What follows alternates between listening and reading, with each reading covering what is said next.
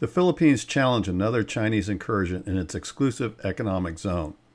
This time China is attempting to build an artificial island. Quote, Chinese activities in the South China Sea date back to over 2,000 years ago. China was the first country to discover, name, explore, and exploit the resources of the South China Sea islands, and the first to continuously exercise sovereign powers over them. End quote. This is a statement from Tom Wu, the director of the media section of the Chinese embassy in Manila, when he was responding to questions over Chinese activities in the Escoda Shoal and another violation of Philippine sovereignty. Wu was attempting to justify, poorly, that all of China's activities in the South China Sea are legal and all others are illegal and a violation of China's sovereignty.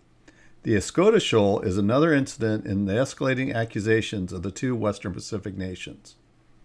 Despite the statement made by Mr. Wu with its list to justify China's expansive claims of the South China Sea, international courts have twice rejected the Chinese claims as invalid. China counters that the international courts have no jurisdiction to make such a judgment, and thus the legal findings are not valid. The disregard for the rules-based orders of the sea has allowed the Philippines to rally supporters to its cause as it directly confronts China over its illegal claims.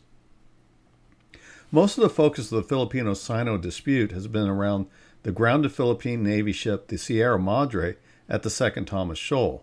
The Sierra Madre was intentionally grounded to provide the Philippines a permanent presence in the shoal. The other flashpoint is the Scarborough Shoal, which does not have a manned presence like the Second Thomas Shoal, but it is commonly used fishery. Both shoals reside within the Philippines Exclusive Economic Zone, or EEZ, in the South China Sea, and are internationally recognized areas for the Philippines to use for its economic purposes. Like all things in the South China Sea, China claims both these shoals as its sovereign territory. The Chinese Coast Guard and Maritime Militia commonly patrol both these and attempt to interdict any Philippine efforts to operate in these shoals. The Chinese ships will use dangerous maneuvers, ramming, use military-grade lasers to blind Philippine personnel, and use water cannons against Philippine vessels, which for the first time this month included using water cannons against Philippine government ships, a Coast Guard, and a fishery agency ship at the Scarborough Shoal.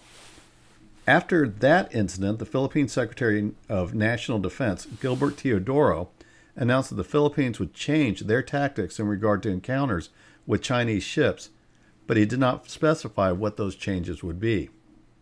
This weekend, the Philippines announced that the Chinese were suspected of conducting illegal operations in the Escoda Shoal in the South China Sea. The Philippine Coast Guard announced that crushed coral was being dumped in the shoal in what appears to be a Chinese reclamation activity like what they have conducted in other shoals and reefs in the South China Sea to create artificial islands that they could be used by the military.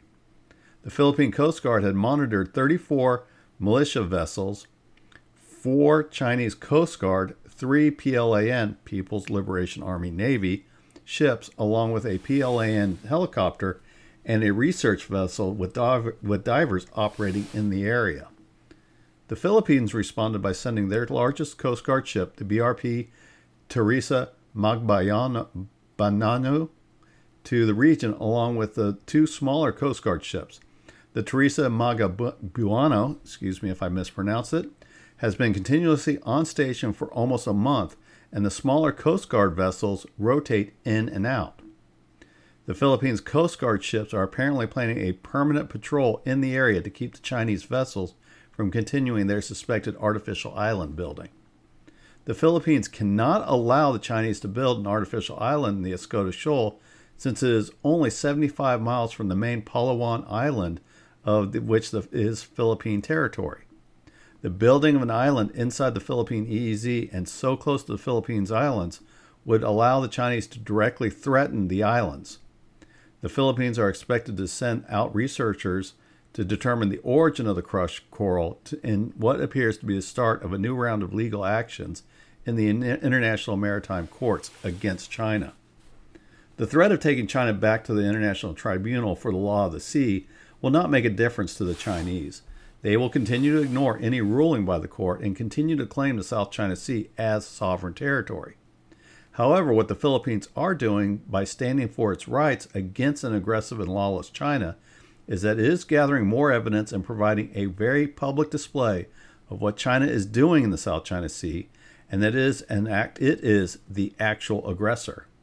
The power of what the Philippines are doing is that it is providing proof of two countries outside of the major powers, such as India, that China is acting outside of its legal boundaries. If a country embraces the rule-based order, where all countries operate within the same set of rules, they will be compelled to question China's motives. The factor cannot be understated as China attempts to be a major player on the world stage, such as China's attempts to influence other nations to accept Belt and Road Initiative projects, will be harder if China misdeeds are so publicly on display and routinely broadcasted.